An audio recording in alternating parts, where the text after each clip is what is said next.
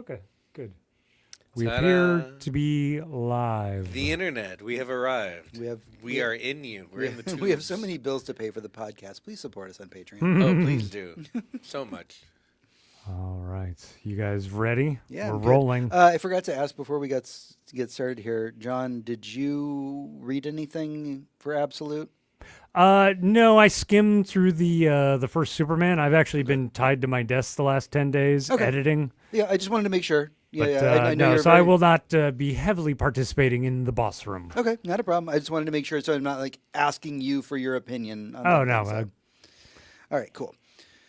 All right, ready to do a show? We're Ready? live. Recording is live. All right, let's do it. And here's your faces. Look at that. Hi, internet.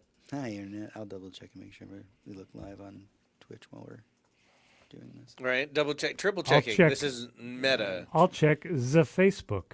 Good call. Why is it not? Good Lord, why is We are here. We're bringing you something you've never seen before. We are going to watch ourselves on the internet. watching you? And you are going to watch us watch ourselves Yay. on the internet. To be fair, Justin Bieber just did this at Coachella. So Yeah, I hear that was a pretty impressive set of just, what was it, like, just pulled up a YouTube playlist or something? yeah, straight up was like, hey, you guys want to see some of my shit, like from back in the day? Let's pull this up. And he pulls up like a 12-year-old video with like 45 trillion views or whatever because it's Justin Bieber, and like that was culture. Like Yeah. that was. And People did not mind it. Nobody was like, "This is horseshit." Right. People were like, "Oh, look at this like truly unique, like intimate moment on stage at Coachella with look how vulnerable this billionaire is being. Wait, what are we talking about? The Justin Bieber. Justin Bieber at set. Coachella, like literally pulled Oh. up his own YouTube channel on stage to like play old music. I heard that was quasi fascinating in the sense as like, what else could he do at this point? yeah, Yeah, no, straight up, like that is true. Very, very true. Yeah, it's also a little bit like Bo Burnham coded, but like way Yeah. late. So Yeah. yeah, you know. All right, ready to get to it? Ready? Let's do it. Here we go. Wait, is she making a darkness reference? Watching you, watching me. I fucking love that song. All right. Welcome, everyone, to Good Night and Good Game, your source for geek news for the weeks that were. I'm your host, James, and with me, as always, is my wonderful co-host, Hector, Hello. and our fantastic producer, John. It's me. This week on the show, after the news, we are going to finally talk about the absolute DC universe and why you should be reading these fantastic books. Yeah. Before we start, don't forget that you can head over to goodnight.gg, where as a patron of our show, you can suggest topics for us to talk about. Also, as a patron, you get access to our off-week episodes. We are now into Season 2 of Tales from the Crypt Watch and Recap. By the way, we are going to be, as of next episode, wrapping Season 2. Yeah. And it's only $1 to join our Patreon and listen to these episode by episodes as you watch along with us. Also, just as a reminder, while we're not sponsored by them, Shudder, as of this week, is going to start airing all of Tales from the Crypt. Oh yeah. So if you want to join our Patreon for $1, start watching Tales from the Crypt, from scratch, and hear about our opinions about the wacky episodes that we have been watching. They're very valid because we were watching them when they were ripped from DVDs and upscaled or MKV'd. That's right. But yeah, now's a perfect time to just join our Patreon for $1 and follow along as we go through Tales from the Crypt. All right, with all of those things out of the way, it is time to get into the news in the weekly raid. The weekly raid. Hey everyone, it's time for the weekly raid, your roundup of recent geek news. Kicking things off this week, let's have some fun in the water because the camp horror classic Piranha is getting an all-new entry called Piranha Pacific Nightmare. Oh, James Cameron's coming back? What? Wait. According to Bloody Disgusting, the story involves a scientist creating a new breed of piranha/tuna that could live in salt water as a new No. food source, but the DNA mutates into a deadly new species. It sounds like they were targeting deadly new species when they started. This will be the 6th entry in the franchise, and Christopher Lloyd is slated to come back. Fuck yeah, Christopher Lloyd. Like, I'm so happy to see you. I know you're old and you're doing things for money, for like your family or whatever. And I wish you didn't have to work anymore, but I'm glad you are because it's great to see you. Yeah. So Piranha, man. Piranha 2, Piranha 3, DDD. Yeah. With all the boobs. Is this not going to be sponsored by Cameron? No. No. They're doing not. this through Kickstarter, actually. Yeah, I'm sure they are. These are creature features in the vein of, like, well, obviously the OG from something like Gremlins, but I'm talking more like Critters and Swarm and Slither and that type of stuff, you know? Birdemic. Like, what are we talking about? Yeah, we've got a friend in our particular friends group who is his entire obsession in horror is creature features. Yeah, And, and like, this is one of those. So Yeah. so we'll likely be We watching will this. will most likely be watching. Yeah, this. we will see it. I wish Danielle Panabaker would come back. She was in the second one, I think. Okay. Bing Rames too.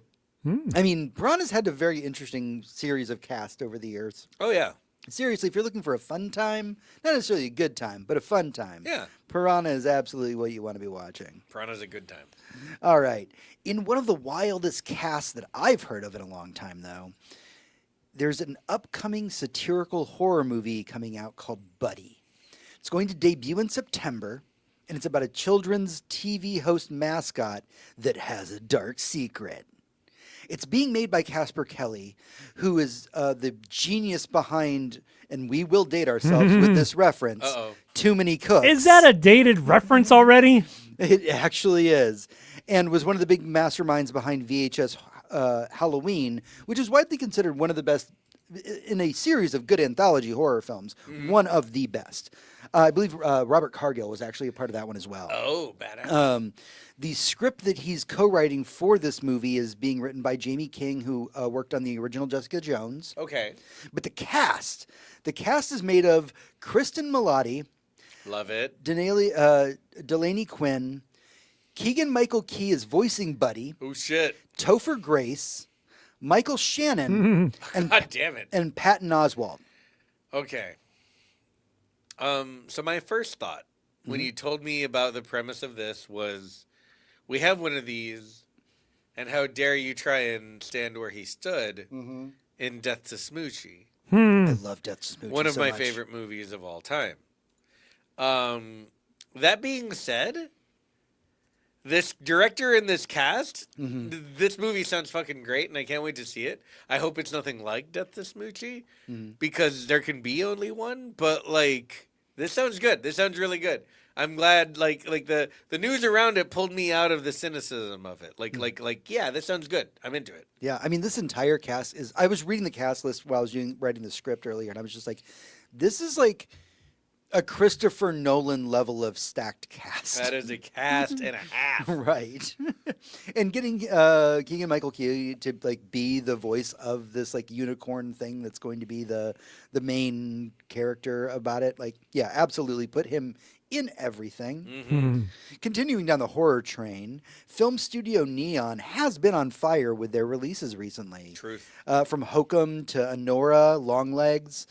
They are now filming a Southern Gothic film called King Snake that will star Margaret Qualley, Drew Starkley, and Michael Shannon. The concept is that a couple inherit a farm in rural Arkansas and have to battle demons that haunt their property, both figuratively and literally. Writer-director Jeff Nichols said, quote, "My films have embraced genre in the past, but I hope to push this approach further with King Snake to create something terrifying and beautiful." Awesome. Yeah, sounds fucking great.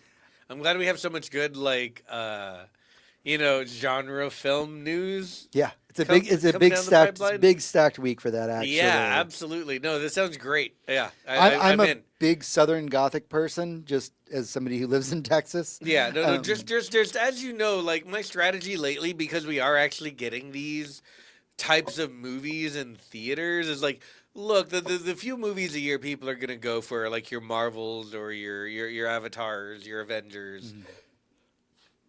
Maybe something tertiary here and there if it has enough star power. A Christopher Nolan movie about An Odyssey, the perhaps. Odyssey, for that matter. But when it comes to stuff like a movie we watched last night, which was They Will Kill You, when it comes to stuff that like a movie that a friend of mine brought up to me today to ask if I'd seen it, Honey Don't. These are the types of movies that I want to be looking at to see in theaters right now, because I want to tell the system, make more of these. This movie sounds like exactly one of those. Obviously, most stuff with Margaret Qualley is going to be like that. What was the most recent one we saw with her? The and Demi Moore? Substance. The Substance. Yeah. Yeah. I mean, my God. I This is love the that Margaret Qualley is really like trying to become a horror icon. Yeah, I mean, she really just wants to make cool, off the wall shit, which I respect so much, so much. We were just talking last night because we just got done watching They Will Kill You, Yeah. which we'll talk about at the very end of this. But Tom Felton is Tom Felton is like one of the main people in it. Yeah. And we were talking about how like everybody from Harry Potter, really like all the kids from Harry Potter, went off to do like weird ass shit. Yeah, and good for that's them. Good for them. Yeah, all of Yeah. them went on to do weird stuff, and I'm just so behind that. They're like, yeah, we made our bag. Let's just have some fun with the rest of our lives. Yeah, why would I spend like 8 months of my life making a Marvel movie for less money than I make in interest in a year? Right. Let me go ahead and just make this little indie project, donate my pissant salary to charity, Yep. and move on with my life and go back to my ice You know, cream some truck. people are actually really kind when they win capitalism. I know, right? It feels like None of them are American, but it's fine. no, never. It never is the American. Let's continue down the horror news route. Writer-director James Cameron spoke with Letterboxd this week, and during their interview, he stated that he would like to convert the movie Aliens to 3D film. Oh, thank God. Like he has done with his previous films. He did it with Titanic, and he did it with Terminator 2 as well. Quote, Aliens is a creature of its time. We are thinking about converting Aliens to 3D because I know now that the tools are getting so much better than they were for creating depth maps. We're going to probably wind up converting Aliens, which will be a fun experience. The film seems to be evergreen. People seem to go back to it a lot. And if people remember a movie that I did 38 years ago, I think I've already won. Yeah, 100% he has. And if they like, this is so to me, 3D is like theater or nothing. Like there's there's nowhere else to view a movie in 3D. Yeah. I'm not gonna do it at home. No, like I don't care. They could bring me a 3D TV and glasses to my house, and I would not watch it in 3D at home. Right. Like, sorry, just no. And if you had the choice, would you ever pick 3D at a movie theater? Only if the movie was intended to be seen that There way, were which some- is why I do it for Avatar and nothing else. There were some Marvel movies way back in the day that Yes, we they did were shot in specifically 3D. go see. They were Yeah. shot in 3D. They were not written from the ground up to be 3D. Yeah. So I did not watch them in 3D.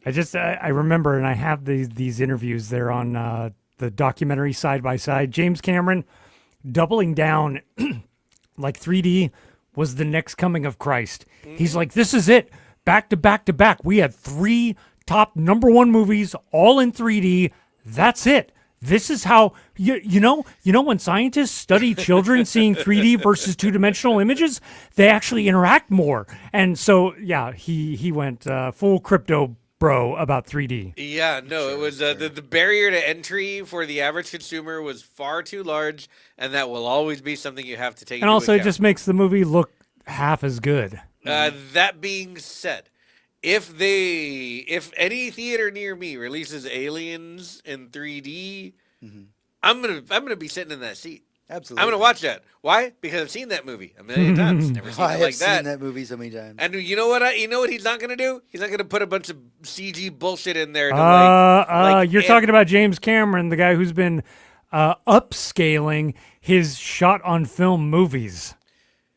Right, but he's not going to put like a CG Jabba the Hutt having a conversation they never had with an actor who never had that conversation with Okay, anyone. he won't do in his that movies. specifically. He's not going to retcon his own movies. Okay, in defense of that Star Wars reference, that scene actually was filmed originally. Yeah, but then they knew they Right, couldn't but make it then they into the put it- movie, which yeah. is why they It shot was the scene. cut Yeah. for a good reason, Yes. and the only reason it was added back in is because They CG'd, CG existed. They CG'd over the human because originally Jabba was a human. Like, yeah, we're getting into Star Wars stuff. We don't need to get into this right now. Yeah. but we're, What we're I'm saying is they're just going to convert the movie 3D, and if anyone is going to know how to do that, because I didn't trust fucking Disney or Marvel to do that shit. I trust Cameron to do it, Right. especially with his own movie. So at the very least, it will be an interesting way to watch that movie once in my life.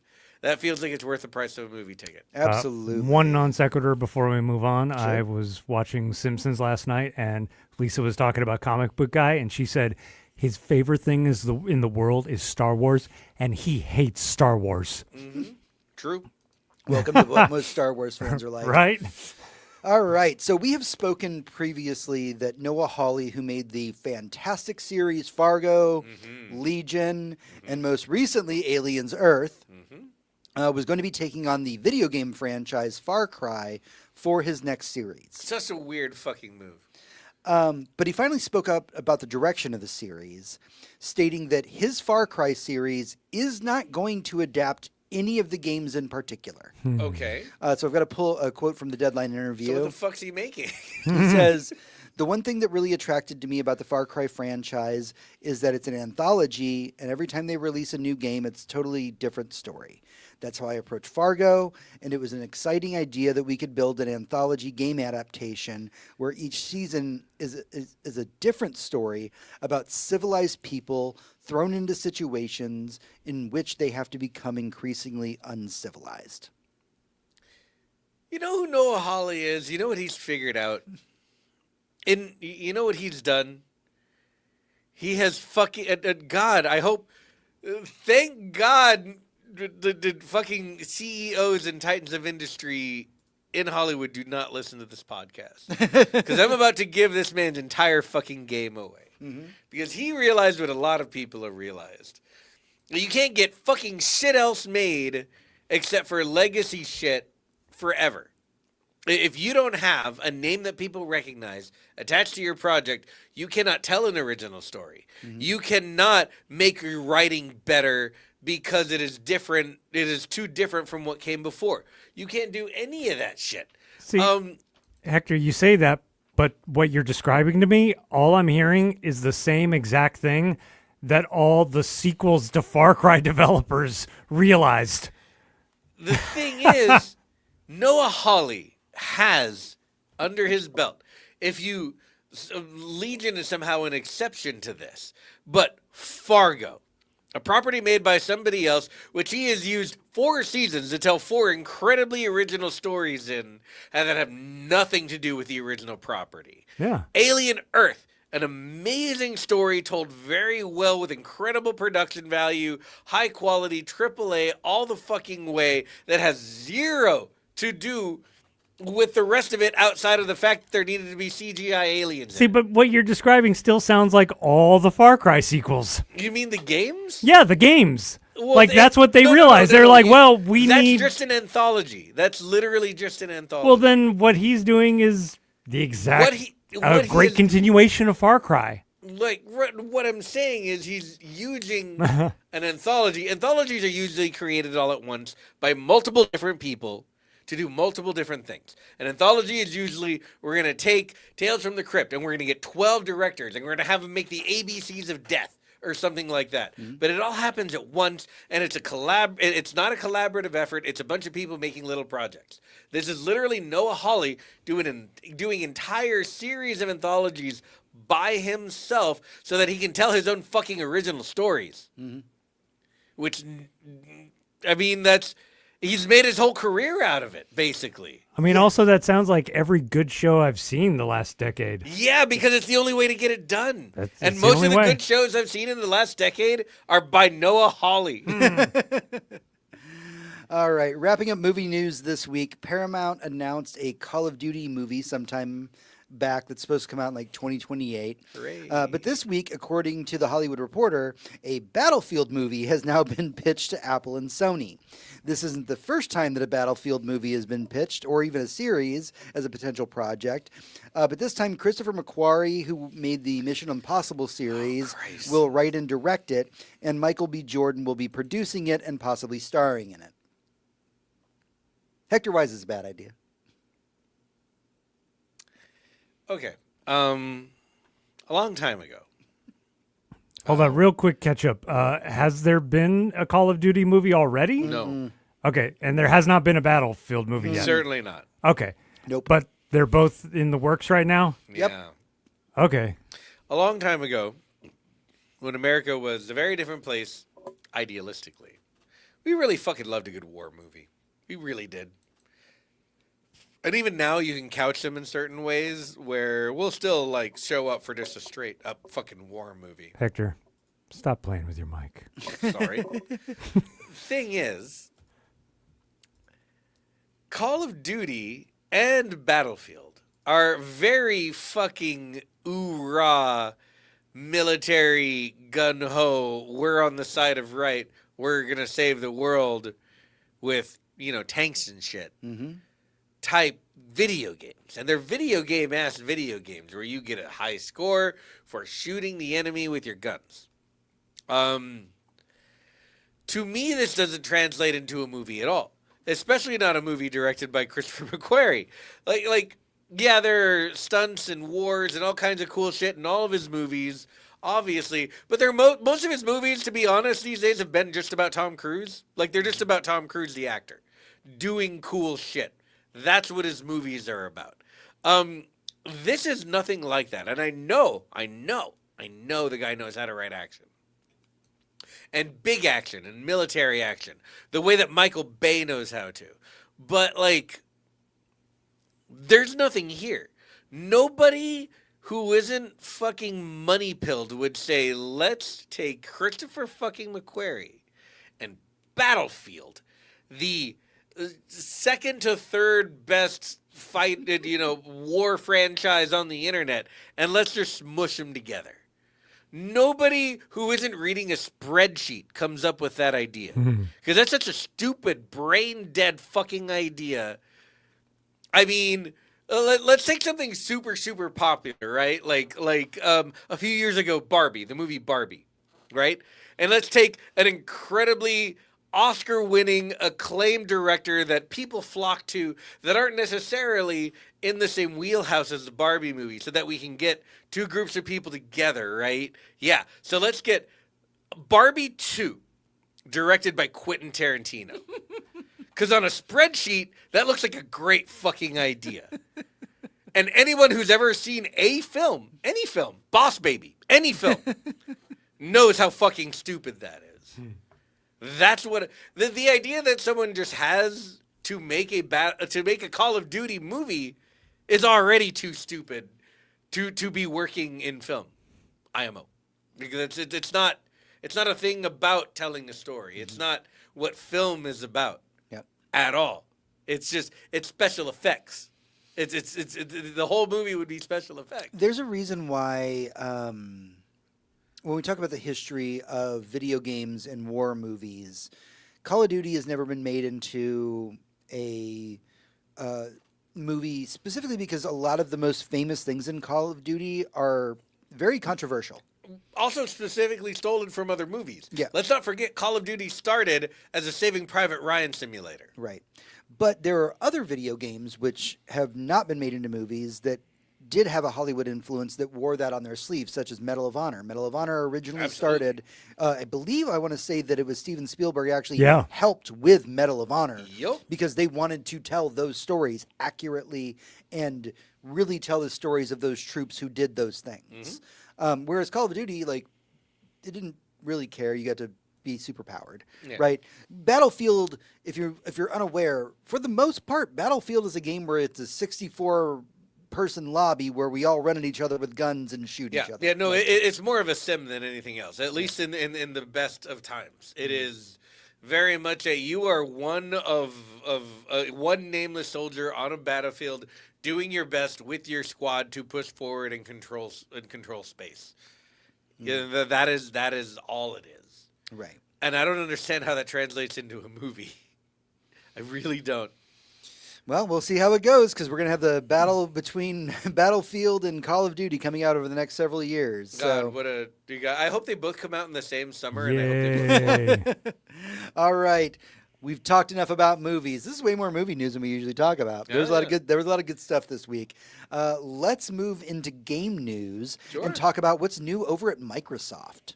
So first off, the new Xbox CEO Asha Sharma spoke with GameSpot about her vision about where Xbox needs to go next, and stated that they are going to consider changes to their stance on being on having exclusive titles.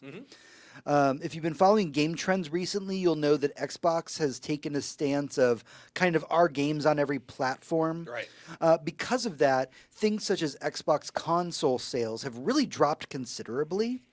So they went on to talk about how Xbox consoles are going to become a bigger priority again. So I've got a quote here saying that Xbox will be built to be affordable, personal, and open. We'll be offering flexible pricing so it's easy to get started and keep playing. The experience will adapt to you, letting you customize how you play, helping you find what you love, and connecting you with the right people. And we will be open to all creators, from individuals to the largest studios, giving anyone the tools to reach a global audience and keep their games growing over time. So very CEO kind of statement. Yeah. But let's dial this back in because Xbox really did for a long time say like, oh, well, if we put our titles on other consoles, we'll make more money. Yeah. So And- let's talk about like. So I don't know if you have it in the news or not, but this same CEO this week also said that they were going to eliminate things from Xbox that So- fans no longer wanted. Let me jump into that real quick, and I'll let you just ass through all of this then. So next up, I actually had on here that Microsoft announced that they are restructuring their leadership at the top of Xbox in order to get the brand back on track. The first big moves since the shakeup is that they are going to pull Microsoft Copilot AI completely from the Xbox ecosystem and from their mobile ecosystem. Yep. Quote, you will see us begin to retire features that didn't align with where we are headed. We are going to begin winding down Copilot on mobile and stop development on Copilot on console. She said that Xbox needs to move faster, deepen our connection within the community, and address friction for both players and developers. Today, we've promoted leaders that help build Xbox while also bringing new voices to help us push forward. This balance is important as we get the business back on track. Also, fuck Copilot. Did they say that? I mean, no. well, here's the Oh. thing. She- Shauna she- came from Copilot. Yeah, Oh, she did. okay. She was. So she knows, though. She knows how the- bad it is. No, and this is the thing. She was the leader of AI, Yep. and they brought her over to Xbox to right the ship. So- And one of the very first things she did was say, this shit is too expensive. There's no reason for anyone to buy it, and it's full of bullshit like AI. And I was there. Trust me, it sucks. Yeah, Direct it quote. does. And all the people that she just brought in, the people that were promoted in Xbox, were all pulled from those AI divisions as well. Yeah, and let's please understand that if anyone knows how much AI sucks, it's the fucking People leader of doing it. AI at Yeah. Microsoft. Man, that's kind of who's nice like, of her, though. I She don't saved need her this in my teammates. product if I need my product making money. Look, here's the thing that Microsoft seems to be slowly figuring out because they have a CEO who's not fucking billionaire pilled and just trying to make line on spreadsheet go up with the best numbers they have in front of them, but who like wants to sit around and see what customer and behavior is actually like and what they want and what we should be giving them. The reason Sony does exclusives is because they're making big exclusive games. They're the place you go to for the prestige projects, the Christopher Nolans of the world, the stuff that you can hang your hat on and say, this is going to make a ton of money. They got, that Sony Santa Monica, they got Housemarque, they got like a Naughty Dog. They have a dozen examples of like, we have games that you can only get on PlayStation, and these are isn't this the reason you're a gamer? And Microsoft gave all of that up to be like, look, we're everything. We're a phone, and we're a computer, and we're a laptop, and we're a toaster, and we're your watch. But you can. It's all an Xbox. You're an Xbox. I'm an Xbox. Like it got so fucking silly that they brought someone in to just be like, okay, well, this is too expensive and that will never make money. And if you ever want this to last, we have to stop doing that and stop doing this. And it's going really well. Look, if I was going to build a brand new console and get anyone at all to buy one, here's what my marketing would be. Why do you play video games? You're a gamer, right? You want to play games? Here's what my company is doing. Yeah, we have hardware, and maybe it's impressive, maybe it's not. Maybe it's more Nintendo style, like, hey, it's portable, and also you can play it, at your leisure, and it may not have the best graphics, but it'll have good games, because that's literally how Nintendo has always existed. That would be the strategy. Good games. I would show people, like, here's what we're doing for developers. Here's how we're helping them understand our console and our technology. Mm-hmm. Here are the grants we're giving them. Here are the ones we're investing in because we think they have really good products that you can only get on my platform. Like, this is the only way to fight this fight. Sony has always known this. Microsoft used to know it. Nintendo literally refuses to compete with anybody because their own ecosystem is working very well for them. And you know what? I respect that. Mm-hmm. I really do. It is aside, all other Nintendo shit aside, the good and the bad, I really respect their business model. Mm-hmm. And the fact that Xbox has a chance to like do something similar seems really, really smart right now. Mm-hmm. I never thought I'd be like, hey, let's see what Microsoft can do with this whole Xbox thing. I've never said that before in my life. But these seem like good directions. Mm-hmm. And I really hope that they understand that the only way to get anyone excited to buy an Xbox or invest in Microsoft gaming as a thing ever again is to show them some good fucking games and how they're supporting them. Because that's where I'm at in my gaming career. All I want to know is, are you a good game company? Did anyone suffer making your game? And do you love your game? Did you make this with love and because you really wanted it to work out? Did you put time and effort and understanding into the creation of this game? Because if you did, I'm here. I'm literally here, and I'll talk more about a game I'm playing that's exactly like that in the epilogue, but.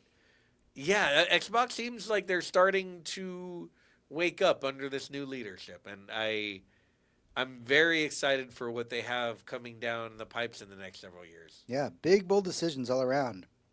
All right, with all the good news, wouldn't be a show if we didn't have some bad news. So we're going to do a quick fire round of bad industry news. I'm just going to knock these out because these are things that you've probably all heard before listening to our show, but here we go. Developer Spiders, who made the game Greedfall and the Technomancer, has officially closed down. Man. Developer Build a Rocket Boy, who created Mind's Eye, has reportedly laid off between 170 to 250 members of their staff. This comes on the tail of legal action being brought against the company for installing surveillance software on users' machines without the staff's knowledge. Right. So the first one, Greedfall and the predecessor Technomancer, interesting little RPGs. It felt like they really wanted to even. Some of these games are very old, and it really felt like they wanted to do a Mass Effect. And they were trying. They never quite got there. It wasn't very good. Neither of the games are very good. I bought them because of the what they were trying to do, and they were fine. But they were not games that I finished, and they were not games that I ever felt compelled to finish. I guess it's sad to see them go because they were really trying something, but honestly, they just never hit the mark. They never stepped up to the plate and hit something that was either a cult classic or actually good enough to get people to pay attention to it. Mm-hmm. That's unfortunate. I feel like the Mind's Eye news is very different. Mind's Eye released a game that wasn't a game at all last year. It was like if GTA was a tech demo and then they released that tech demo as if it was a video game. Is this the guy that's pissed off about bad reviews? Yes, that guy. This game was true, unadulterated fucking garbage. I don't know who made it, but I know they didn't know how to or care how to make a video game. And then he went fucking Delta Brain, goddamn conspiracy theorist on the internet. He says saying, he's got receipts, bro. yeah, they were being sabotaged either from the outside or from the inside, and there were people mass harassing their video games online, and he feared for his safety. And it turns out they were installing surveillance software on their employees' personal devices at home. And then when people quit and asked for them to be removed, they weren't. So you'd think he would have seen this coming. You would imagine he had fucking the Palantir setup. He could have seen anything. He just didn't should have care to known. look. And My God. finally, Seeker, who were developing an action RPG called Kinforge, which never entered a 1.0 release, What? is going to be furloughing staff as they did not meet the funding required to keep the studio going. What the fuck is Kinforge? Kinforge was actually a pretty popular. I can't remember if it was Kickstarter or not, but there was enough people backed it that people were playing the open alpha of it or open beta of it. People were super into it. It's just an action RPG, and then the company just kind of came and went as quickly as that happened. Kickstarter comes, Kickstarter goes. I mean, it happens. Not every project has the sauce to get off the ground. You know. It's very true. But big news for furries this week. Nintendo dropped a surprise direct the other day, which is all about Star Fox. They showed a new Star Fox game for the Switch 2, which is actually just a remake of the Nintendo 64 game. Quote, Star Fox for the Switch 2 will include online multiplayer for V4 dogfights in a new battle mode. Up to 4 players can play locally with GameShare or online using GameShare via Game Chat. Star Fox will also feature cooperative play, letting one player control an R-Wing spaceship or other vehicles, while the other acts as a gunner using a Joy-Con, 2 mouse controls, aim and shoot. The internet has real opinions about this game. I don't know anyone my age who does not have an opinion about this. I played Star Fox 64 every day for like a year. Like, this was the fucking video game. And I love People are very upset with the character designs. Yeah, no, people are gonna hate on art or They're like, Star whatever. Fox is not sexy anymore. Why did you make his snout smaller? Or he's too sexy, or Falco's too sexy, or Slippy isn't slimy enough and doesn't show enough frog feet. Like, everyone's gonna have a problem with how their favorite character is sexualized. I mean, animated. I'm surprised there aren't more peppy hair stands in the crowd, to be honest. Look, all the bullshittery aside, this looks like a really fucking great goddamn remake of God, listen to me, of Star Fox 64. I am reminded of Capcom remakes when I think of this game. After what I've seen, after what they've shown. It feels like not the exact same game, but a game that is somehow informed by the original, following the original, but doing new and interesting thing with it while tightening everything up, making it modern, and making it fun. Like, that is the essence of what we love from Resident Evil 2 Remake, Resident Evil 4 Remake, and 3 Remake, and all of the DNA that flows into 7, 8, and 9. Like, this feels like Nintendo saw that and said, what's one of the most popular games we've ever made? Star Fox 64? Let's start with that. I have a Because question. I can't remake Mario 64. We've outdone it over and over and over and over again. You Right. could remake Star Fox 64 right now and make a bigger, better game with the exact same shit in it, and everyone would love it. Okay, but Hector, I need you to weigh in on the conspiracies online that say that the reason that Star Fox has an appearance in the Super Mario Galaxy movie was to prepare for the release of this game. I mean, I hope so. I was really hoping it wasn't to prepare for the release of a Star Fox movie because the Mario 2 movie was ass. So let's not do that. I was actually a little thank God when they announced a game instead of a movie, to be 100% honest. I was really hoping we weren't going to get a Star Fox movie. At that point, Nintendo would have fully jumped the shark and no longer been a video game company. But them making this shows to me, not only are they listening, but they're capable of a lot more with the Switch 2 graphically than I thought they were. And I mean, it looks good. I don't care what anyone says about the designs of the fucking anthropomorphic animal creatures. They all look like anthropomorphic animals. It's not real. They can look however they want. You're like, that's not my fetish, bro. Like Slippy looks fine. Peppy Hair looks fine. Fox looks fine. Falco looks fine. They're fine. They look exactly how I thought they should look. I'm glad none of them are wearing a thong.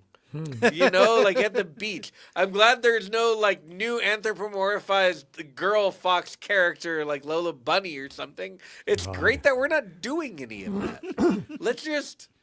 Let's just do the thing. And if right now it feels like Nintendo is just doing the thing they meant to do, which is remake Star Fox 64 and Unreal Engine 5, which is brilliant, and I'm glad you did it. That is, if someone ever anywhere in the world were to pay me to consult on video games, that's what I would have said. I would have said to make this exact fucking video game, and I'm glad someone else had the idea who someone listens to. All right, that's everything that we have for the news this week. But stick with us as we get into our main topic in the boss room. Boss Room. Hey everyone, and welcome back to the show. It is time for the boss room, sometimes related to the news, sometimes not. This is the part of the show where we can dive deeper into our opinions about things, like this week's topic, the Absolute DC Universe. Now, this episode has been a long time in coming. So before I turn it over to Hector to talk about his experience, before we talk about our thoughts on it, I just want to drop some context for those of you who might be unfamiliar with what the DC Absolute Universe is. So, disclaimer. Yes, there is a quote-unquote in-canon reason why the Absolute Universe exists. No, you don't need to know that to get into it. It is not something that's ever really brought up. Doesn't matter. Here's the abridged version that if you want to know. The villain Darkseid's energy created a new DC universe where all of the heroes have had important things removed from their backstories. This universe explores what those changes did to the heroes that we know and love, and everything has kind of a horror twist to it all. So, some of the changes in the Absolute DC universe are: Batman is not an orphan or a billionaire. His friends as kids are many of the people who will grow up to be in his rogues gallery. Superman was raised on Krypton and not raised by the Kents. He's got an AI suit that protected him on his journey to Earth after the death of Krypton, and he's like a teenager, early 20s at that point.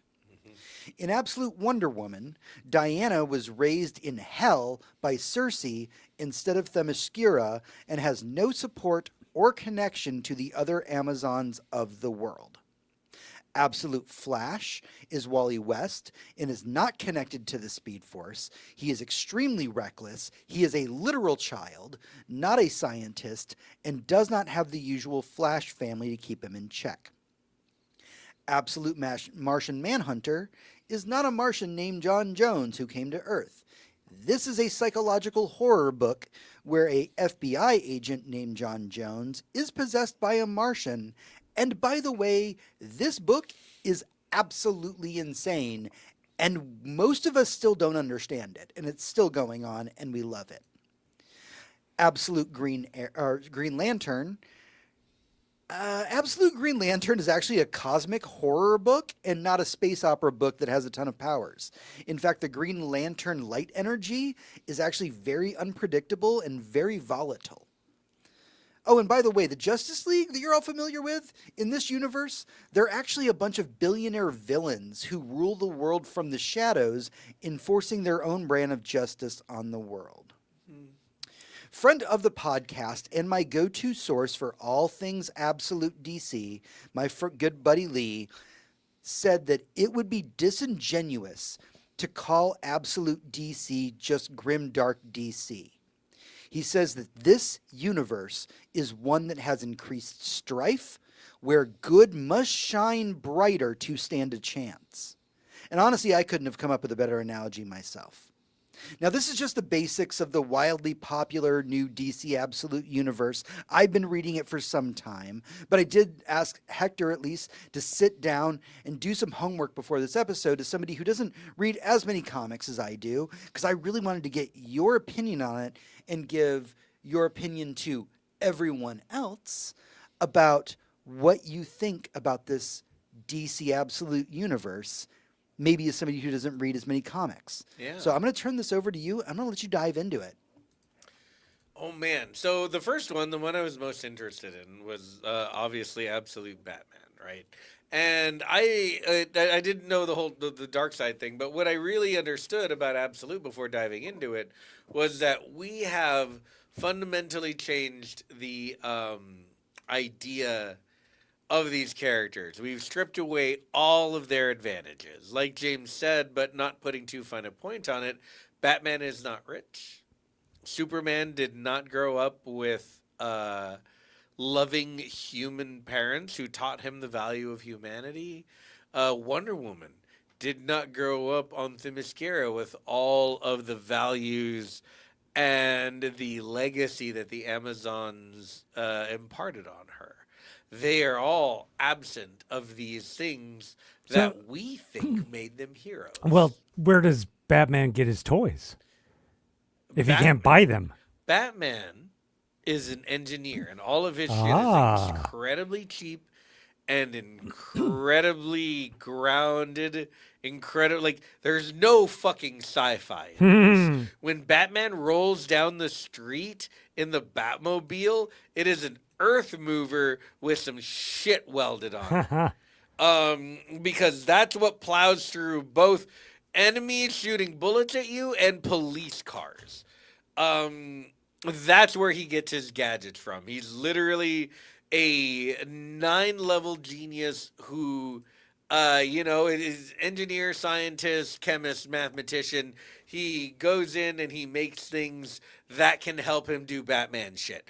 And it looks very different from any other Batman has ever looked. He tried being scary. He tried making up a bunch of really cool sci-fi toys, and none of it felt right to him. And he just went down to brass tacks. He literally has his bat symbol, the shape on his chest, has a handle coming down to the to the middle of his torso.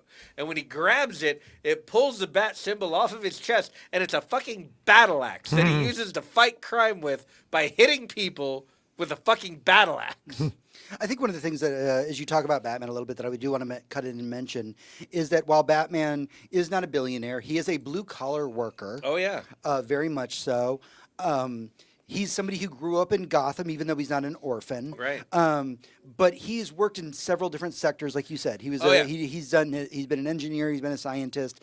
But his big thing is that he's actually helped with the construction projects throughout Gotham. Yes. So the reason Batman can get anywhere is that over the course of his tenure working on all these construction projects, he's built a tunnel system under Gotham. Yep. He actually helps build the things that he breaks. If he's fighting crime or supervillains or whatever, and he knocks over a building, he's literally on the construction crew that rebuilds it. Yeah, the very next day. Yeah. Yeah. So that's Batman. So Batman is, he's when he goes to poker night, he sits across from Harvey Dent and fucking the Riddler and Selena Kyle doesn't show up to their poker games anymore because she's busy, and nobody likes the Joker, but the Joker's their friend from when they were kids. Yep. That's how it is explained. And the fact that he grew up around these people and they mean something to him, instead of growing up in Wayne Manor where his only friend is Alfred, here's the thing that no one talks about with Absolute Batman, that I only found out when I started fucking reading issue 1, page 1, was that Alfred Pennyworth is a fucking mercenary, like a Black Watch hyper elite, like Jason Bourne level mercenary who is sent into Gotham to deal with Black Mask. And there's like some weird dude dressed as a bat going around, and they're like, oh, him? Yeah, you can engage him and kill him if you want, if he gets in your way. But just for Black Mask, just observe him. And as soon as he tries to engage with the Batman, all hell breaks loose because it's like, you can't fucking fight the Batman. That's the Batman. Mm-hmm. And Alfred, this mercenary of mercenaries, has to be convinced that, like, yeah, this Batman guy, this seems like maybe someone I should support. This seems good. Seems like a good thing. So then we move on to Superman. Speaking of the working class. Let's talk about it. Oh, man. So, I knew this one was going to hit you in your heart. Superman grew up on Krypton with his family, the Elf family, because he is Kal-El, his father Jor-El. They wear the symbol with the S on the chest, as you would imagine Superman does. In this universe, that is the symbol that you are working class, that you are a man of steel, meaning you are the people who work with the bare elements that build your society. There is another symbol that people wear on their chest that makes them hilariously middle management. And there is a third symbol that you can wear on your chest that makes you the elite of society, the science brigade, the people that no one can argue with because they have all the answers and they've done all the research. And so what happens on Krypton, dear reader, is the planet is basically rotting from the inside because they can't stop harvesting it. They can't stop mining into these crystals that they use for all kinds of technologies, cool technologies, by the way, but they're literally mining out their planet and giving it a sickness, and the sickness erupts in what you can basically see as kryptonite. And it destroys the entire planet. It rots it from the inside, and the elite, the science brigade, the people who are in charge of everyone, the people who run the cities, not the countryside, but the cities, have not told anyone about. They haven't told anyone their planet's rotting from the inside. Instead, they've been secretly making spaceships so they can get all the elite people off the planet before it implodes. But the L family figures this out because they're smart, because they know what they're doing, and because they are people of steel, because they are the people of labor. They know all their neighbors, their friends, their cousins that need to come off this planet, and they know, maybe even before the elite do, that the planet is doomed. They go and they try and tell them to their face, but the council won't even meet with them. So they go and they decide, look, we're going to build a ship. We're going to build it as big as possible to get as many of our friends and family and our cousins and our neighbors as we can to get on the ship and get us off this planet along with our son. And man, there's so much more I could go into, but this fucking comic, this is by far my favorite, and I thought Batman was going to be my favorite. And it's not just the story, it's not just the fucking anti-capitalism of it Would it be all. unfair to say that you've never really been a big Superman guy? You've enjoyed Superman stories. I like but, Superman like- stories, but I don't care for Superman as a character because I feel like it's hard to write around. Yeah, and I'm very- most people don't do it well. Yeah, I'm very interested for this one just because I do love the whole Superman thing because it's a writing challenge. It's like it'd be like writing for Star Trek Next Generation. It's like, wait a minute. Everybody's competent and everybody's good and everybody works together. Yeah. Fuck. You know? Where are the conflicts? Yeah, how do I write this? Yeah. So here we have, and I literally haven't gotten to the first page of the comic yet because we haven't gotten to Earth. I'm just talking to you about Krypton and the fact that by the time Kal-El left Earth with his parents in their evacuation ship and was, as far as I know so far, the only Kryptonian to land on Earth, in the midst of all of this, he was a teenager, and he landed knowing that his entire society betrayed him. And then he gets to Earth, and he sees all the exact same shit. And you know what the story of Superman is? In the first 5 issues of the story, it's him in Brazil and Venezuela and Ethiopia and Botswana in the mines with people who are forced into indentured servitude or whatever the equivalent is under capitalism.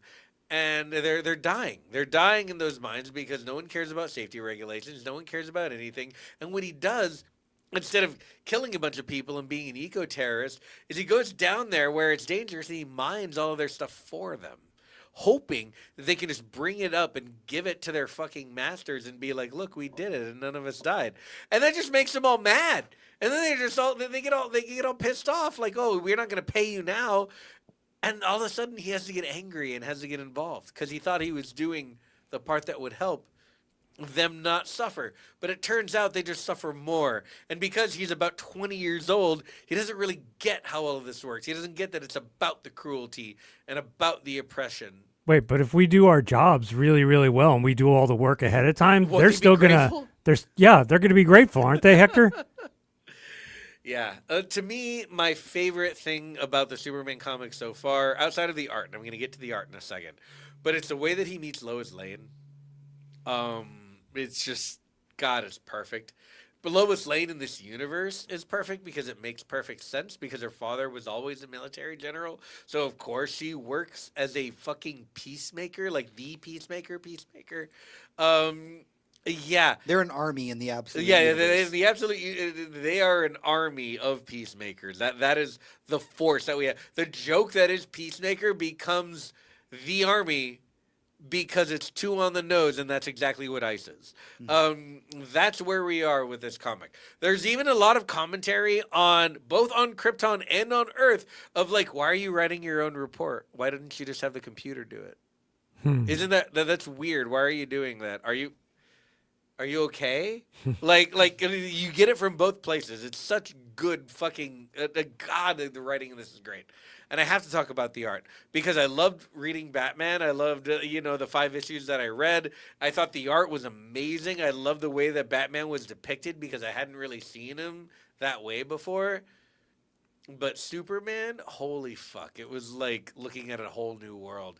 I could see color again. There was color. Bro, wait till you read Martian The Manhunter. fucking things they do with the reds of the cape and the AI suit and the flourishes. I feel like I'm reading Spawn, man, but like Spawn now. Like it looks so fucking good. It looks so good. Yeah, Absolute Superman, easily my standout favorite of the bunch. Like, what if Zack Snyder wasn't a little bitch? And I'm going to go back to that quote real quick that Lee had given us when talking about this universe, where he said that this is not a grim, dark universe, that this is a universe with increased strife where good must shine brighter to stand a chance. And every bit of Absolute DC is exactly that. On the surface, it's so easy to go, oh man, Batman's like 7'5" and wields an axe. And there's an entire issue of the Batman, of Absolute Batman, where he just beats the shit out of white supremacists. Like, that's a whole issue of the comic. And it's easy to see that and be like, oh man, it's just like grimdark. They're just making it even more evil. But if you absolutely sit down and read Absolute DC, you will understand that what they have done with all the characters in Absolute DC is do the one thing that people have complained about DC Comics about for so long. So oftentimes when the nerds, we being the nerds, get into debates about whether like Marvel's good or DC's We are good, and we do. Right. Is it Marvel? Is it DC? Blah, blah, blah.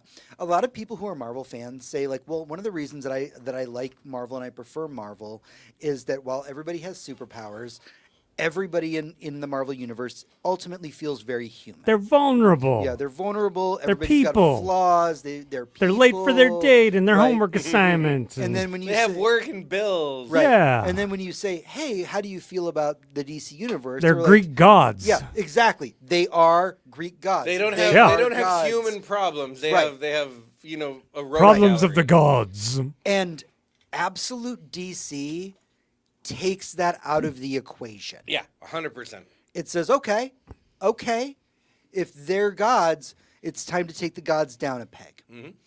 You know, the fact that Batman doesn't have all of his resources. Now, I swear, DC just put up a trailer for Absolute Green Arrow. Oh no.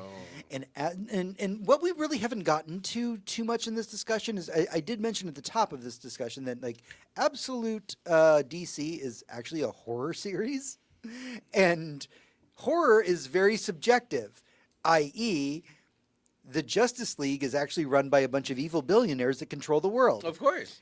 It's a little too on the nose. That is actual real life. The Joker, possibly just some kind of demonic entity.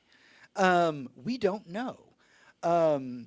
But horror takes so many different forms. In Green Lantern, it is cosmic horror. Like, it is literally a Lovecraftian story put to Green Lantern. And now we just got a trailer, a literal YouTube trailer for Absolute Green Arrow. And I want to set some context for you. Nobody thought this was going to happen because the last time we heard anything about a character who's Green Arrow, which is Oliver Queen, he shows up in Absolute Justice League, again, the Justice League run by billionaires, where Hawkman walks into the room and is like, I killed Oliver Queen myself. Mm-hmm. And at that point, as readers, we're all going, oh man, there's no chance that like we'll ever get an Absolute Green Arrow. That kind of sucks. Yeah. So we got a trailer for Absolute Green Arrow, and in the trailer, they say there is a Green Arrow that is hunting billionaires and killing them. Dinah Lance, Black Canary, is trying to figure out who that is because Oliver Queen is dead. What they have advertised this series as is essentially a slasher film, but the slasher is the superhero. I love that so much. Scott Snyder, who's one of the heads behind Absolute DC, has been asked a lot of questions because this series, just to point it out, is wildly popular. Absolute Batman #1 is in like its 11th printing. Yeah. That is unheard of in the comic industry. Like, it was in its 11th printing by the time that the first trade paperback of Absolute Batman came out, meaning there was no reason to buy Absolute Batman #1 when you could buy the trade and people were still buying the single issue. No, feels like a piece of history, and I understand why people would want to own it. Yeah, I mean this, and I know you guys might resent the reference, but it's going to come up. This really does remind me of the Ultimate Marvel Universe, where like You're not wrong. Ultimate Spider-Man #1, like that was a huge fucking seller, and it was a well-told story. Yeah. And no, you're absolutely right. Like to that end, there's very much similarities in that they are alternate universes that are wildly popular. Scott Snyder has been asked a lot about, well, you know, we want more. We want more. Give us more Absolute DC characters. We have a whole list. We as fans want to give you a list. And Scott Snyder and the other team behind Absolute DC said, look, we hear what all of you are saying, and we are excited for those things too. We take everything an issue at a time. Smart. This universe is only built out so far as we are sitting down and planning a few issues in advance. They are not sitting here resting on their laurels saying that Absolute DC will exist forever. What they are doing is talking to all the writers of all of these different comics and saying, hey, do you have a story arc for me? What makes your Green Arrow different than the normal Green Arrow? What makes your Batman different? What makes your Superman different? What makes your Wonder Woman different? Only, by the way, recently in Absolute DC have we had the first crossover. And that was Batman meeting Wonder Woman for the first time. Yeah.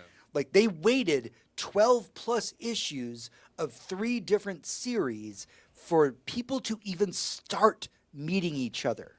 This is a slow burn. This is a story-based story. Like, it is not meant to just be a cash grab. They realize at DC they have something special with Absolute DC.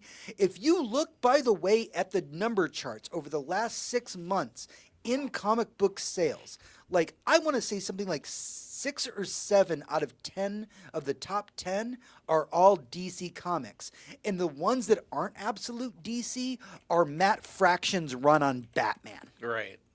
The man who brought us the fantastic Hawkeye series. Yeah, lots of quintessential series come from Yeah. Matt Fraction, and everyone's gonna follow whatever Matt Fraction writes. Will be there. If he writes fucking Candyland, they're gonna be like, I want to read fucking Matt Fraction's Candyland. And one of the reasons I want to mention this is I didn't put this in the news, but this week was Free Comic Book Day. I did not go.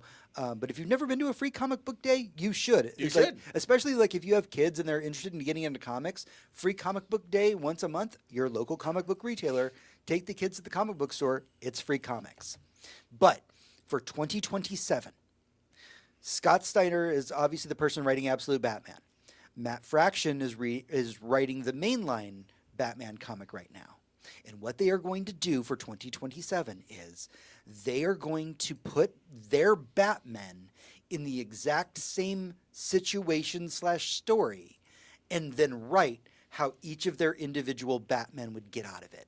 So you go to Free Comic Book Day next year, you pick up Absolute Batman, you pick up Matt Fraction's Batman, again, both free comics, and you get to see how two different sides of the DC universe are going to resolve a singular issue. That's so fucking cool. Like, I don't know. It feels like something that should be obvious or something that may have happened before, but the idea that this is happening the way it's happening and how it's not just that it's like nerdy and it tickles the tisms, right? It's also like such a wonderful exercise for these two masters of their craft to be like, a year from now, I'm going to release a book with you based on a preconceived notion, and we're going to write our characters handling the same situation however they might handle it. Might be the same, might be different. That's cool, man. That's like, I Also, don't know. it's free. How can you describe that? And it's free. Like, I don't know. Like, what if you had Michael Bay and James Cameron be like, hey, let's both make the same movie and release them on the same day. And the tickets are free.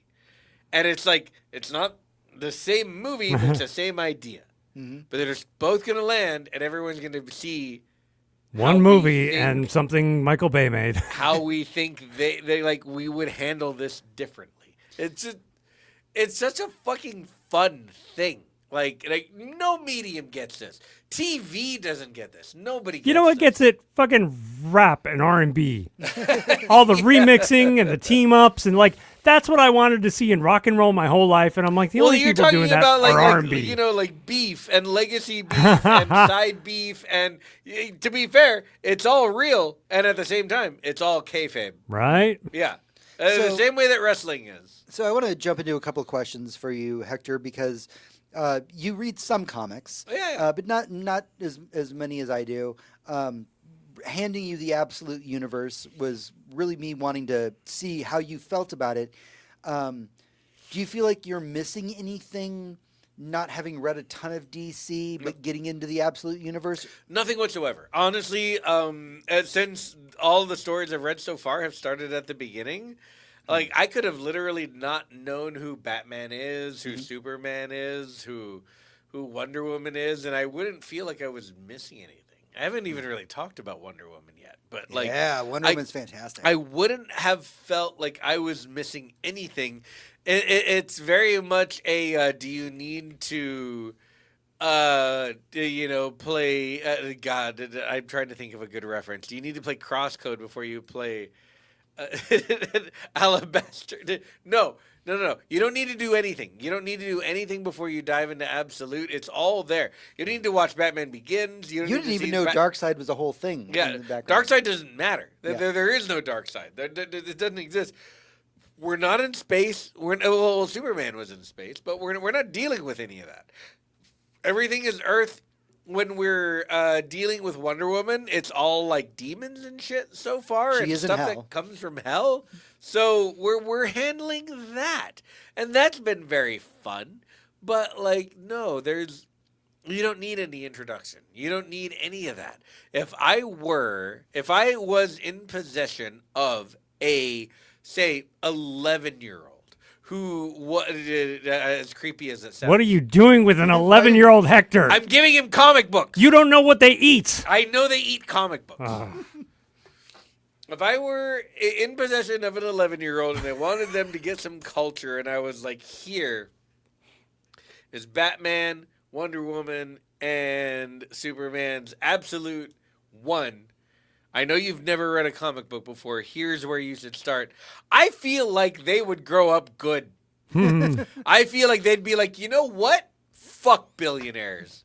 You know what? Yeah, all power to the people. You know what?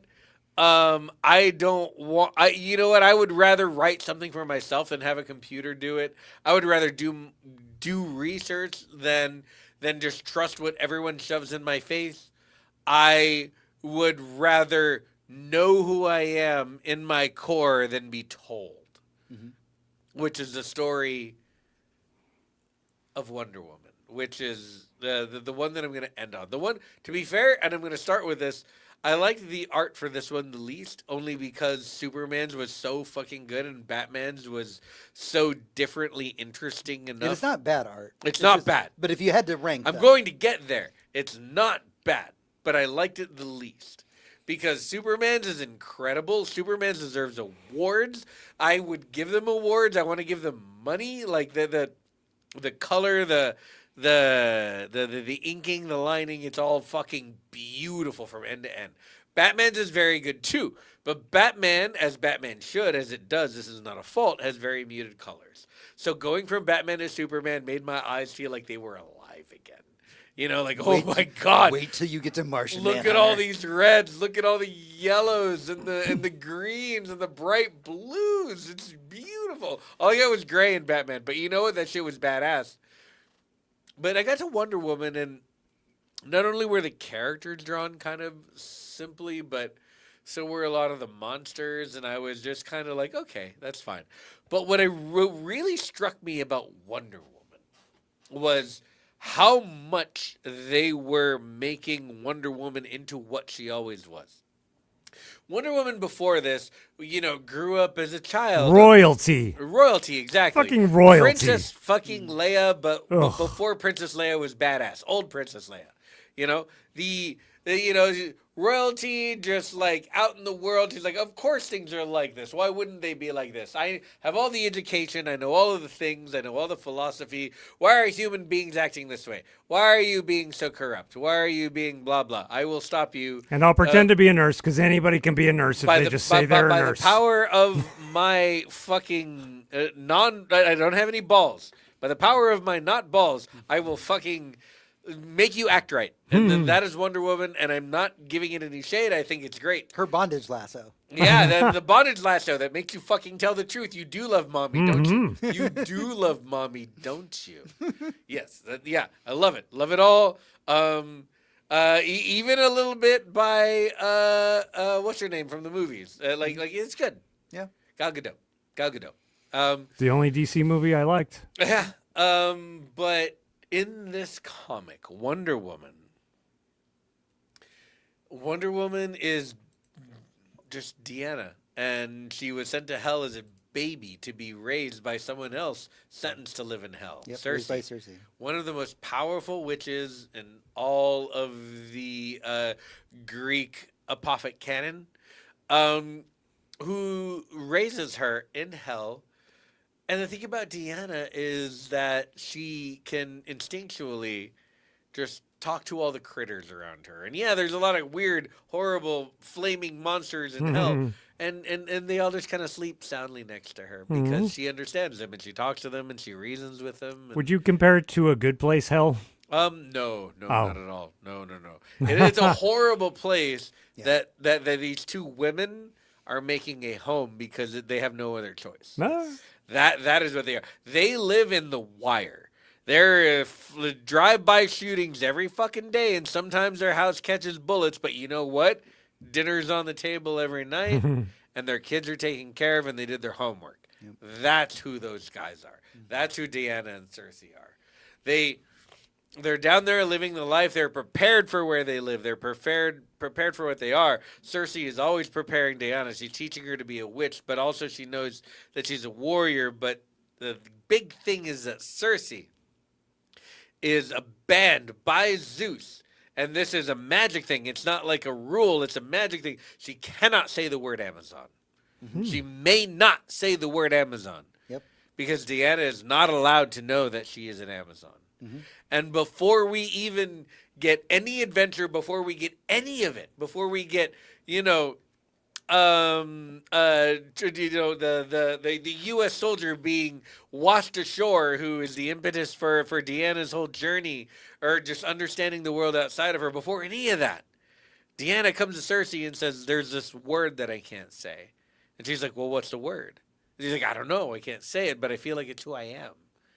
He says, when you know the word, you will say it. I can't say it. And they move through, and eventually Diana is like, oh, I'm an Amazon. And she's like, yes. What is an Amazon? What are you? What are you here for? And man, like, of all the stories, we have Batman, who's been incredible, and I love that they put friction into his life to make him better. And with Superman, with Kal-El, I love that they put friction into his life to make him less sure of himself, to put him on Earth in a situation where, well, do I just kill all the leaders? Do I just help all the poor? Do I just destroy all the armies? Or not destroy all the armies? Are some of them good? What do I do? And I love that. That's an amazing place to put Superman. But for Deanna, it's literally all about knowing where you came from, knowing where you're going, and knowing what your purpose is. And for Wonder Woman, she knows, based on her upbringing, what she's capable of. And through her own fucking manifestation of her reality, slowly begins to understand who she is and why she is what she is. And all we get of her in the first 5 issues are her showing up to one of those DC cities that doesn't really exist and defending it from a world-ending monster. Because that's what Like she a fucking does. kaiju. Yeah, and from a goddamn kaiju that sings you to your death. She literally does a thing where she makes the entire town deaf with a magic spell, because if they hear this song, they will all kill themselves for the creature. It is wonderful shit, the stuff she does, because she acts with certainty and with the knowledge of what her power is and with the knowledge of who she should be speaking to and when.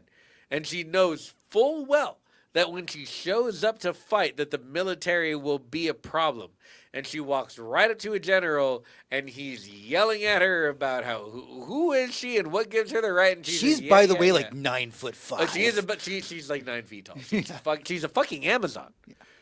And she's like, yeah, I figured you'd react this way. Look, I wish you wouldn't yell at me. I'm sorry you feel this way, but you need to understand, and I know that you do, that you need me right now to fight this kaiju because you can't.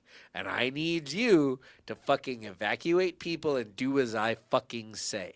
And you know you need to do that, so please just go do it. I'm not going to embarrass you about it. Just go do it. And it feels like every woman trying to do their job on Earth. It really does. Having watched The Pit recently and watching nurses talk to doctors and be like, look, I know I've seen this 1,000. Would you just please just, I don't mean to get in your shit and I don't mean to embarrass you, but this is X and you need to know that this is X, and I've seen the X 1,000,000 times. Please just go take care of X. Like I'm begging you. Because I can't make you, but I'm begging you to help me take care of this problem. And that, God, it's so good. The sacrifices she makes is who she is. That is Deanna. That is Wonder Woman. It's quintessentially her without it being quintessentially her. And that's what I'm waiting for in the other 2 series, to be honest, because Superman doesn't feel like Superman that I know, Kal-El. Superman feels like a deranged 20-year-old with way too much input, which I fucking identify with, because if I were Superman, that's how I'd feel. And I wouldn't know what to do with myself, and I'd probably make a lot of mistakes. And Batman feels like someone who's just figuring out, like, I don't know, how should I fight evil? Having now recognized what evil is, what do I do about it? Especially when most of them are my friends. Yeah. And So- and I can understand where most of them are coming from. This is one of the first times that I've really assigned homework for the podcast, but I was excited because I read so much of the DC, Absolute DC universe. Just some final impressions before we leave the boss room. How you felt just reading the Holy, because you did read the Holy Trinity. This is the Holy Trinity of DC. Yeah, that was my goal. You read their books. How do you feel about the Absolute DC series as a whole? I think it's more interesting than anything else they're writing. Genuinely, I again, I don't read a lot of comics, but I watch some YouTube and I follow like the stories going on because it really helps me keep up with like what I might get in a trailer, because what we see in movies generally ends up being bits and pieces from different comic chapters. And I like to know it's like, oh, this came from X and this came from Y, but they're putting it all together and that's the Batman by Matt Reeves, or something like that. This is just one example. But this here, I'm going to keep reading it, is the highest compliment that I can pay to it is I'm in. This is some of the most interesting storytelling I've seen out of a comic book in a very long time. And as far as I can tell right now, Marvel has zero to compete with it. So hopefully we'll get some very, very interesting movies here in several years. Not soon. Please don't do it soon. Yeah. And I think James Gunn is our watcher on the wall, keeping any of that from happening. I think he would only ever execute something like this if he thought it was time. Also, not for nothing, just as a final thought about this, talking about the Absolute DC Universe's film, this is a thing that is probably best left to animation. I would also really enjoy that. If you go and look at the art of the DC, specifically look up the art, look up Absolute Joker or Absolute Scarecrow. These are characters that maybe somebody could pull off. Yeah, but they're drawn. They are drawn to be monsters. It's fantasy. It really is. And so this is something that can be done very well in animation. Don't rush in trying to do something like this in live action. Yeah. And like you said, give it time to breathe. With so much time. The Absolute DC universe is in its infancy. And the creators realized, which is why I said at the top of this, when Scott Snyder said, we hear that you guys want all these different characters in the Absolute DC universe, we want to take this entire universe one step at a time. We don't want to rush it. We don't want to flood the market. We want every one of our books to be just as high quality as the last. Yeah. My goal for right now is to start incorporating the other ones. I really want to start Martian Manhunter. I can't wait for Green Arrow. But I think I might start reading these pretty regularly. Yeah. And the first trades are out, by the way, for a lot of these characters. Yeah, you can grab a bundle and read all at once, because I know week to week is not my style. I can't live that way. I don't have the putting even a 20-minute trip to the comic shop in every week of my life is not really doable these days. But it was doable when we worked together. Exactly. It's doable if you have a set time to do it. Yeah. But you can't always do that. So yeah, grab your trades, but do grab your trades. Do that. Do look for these things. Do support your local comic shop, please. And when you can, catch up, because these are the stories that, honestly, like, if I was a dad, these are the stories I'd want my kids to be reading. These are the stories that I would want the world moving forward with, because Batman, as a billionaire, is not a good role model. I think that's actually an excellent question to kind of wrap this up on, Hector, is if you could, hypothetically, not necessarily if you have an 11-year-old, but if you could give all the kids in the world a particular comic book, what comic book would you, the audience, give them? Like, if you're interested, if you want to engage with us, I think that's a really good question. It's a great question. I'd love to hear. I'd give them Paper Girls Image. There you go. I think right now a big one for me is, I talked about it a little bit earlier, but there's the singular issue of Absolute Batman where he goes up against an army of white supremacists. I think that, and I believe it's a one shot actually. I don't think it's part of the main storyline. That is the one that I would be like, here. I know that sometime back, I buy Hector the greatest comics for Christmas every year. One year I got him. Yeah, I got Superman versus the Klan. Yeah, I got him Superman Fuck versus the yeah. Klan. I got you Mouse. Yeah. They're all related to Nazis, really. Yeah, he knows I love watching Nazis get their shit kicked in. Yeah. So, what about you? What's a comic that you would recommend then? Oh God! If I were to give any 11-year-old a comic book,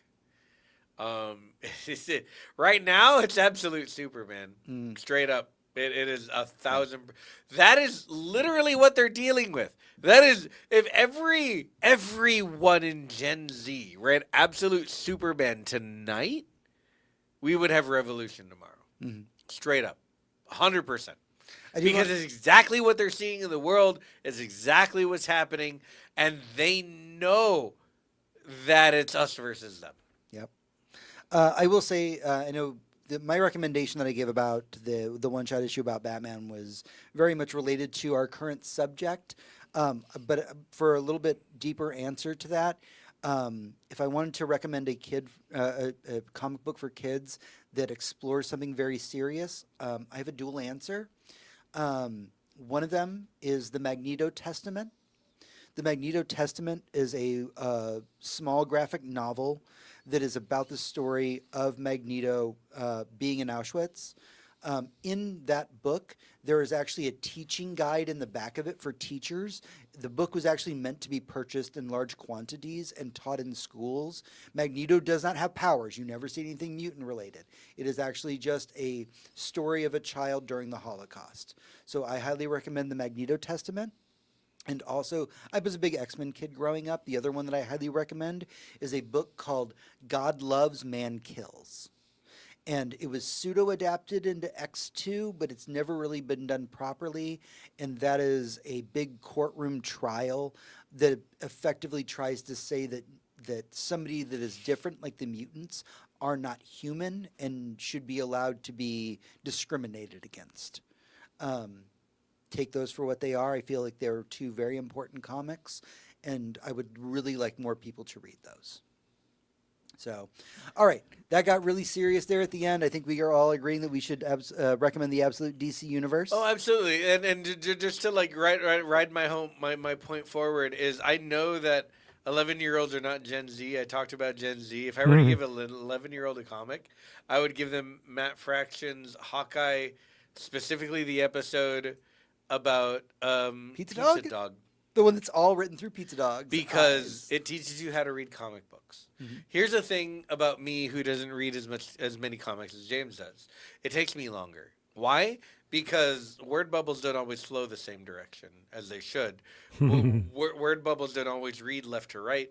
They don't always flow the way they flow in a language that is all their own, is what I'm saying. They flow very specifically from the viewpoint of each character, and sometimes they intertwine, and it takes a little bit of orientation to understand how to read those.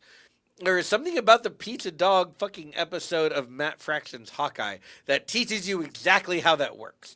Because the dog is never having thoughts that you can read in word bubbles. He is having pictographs.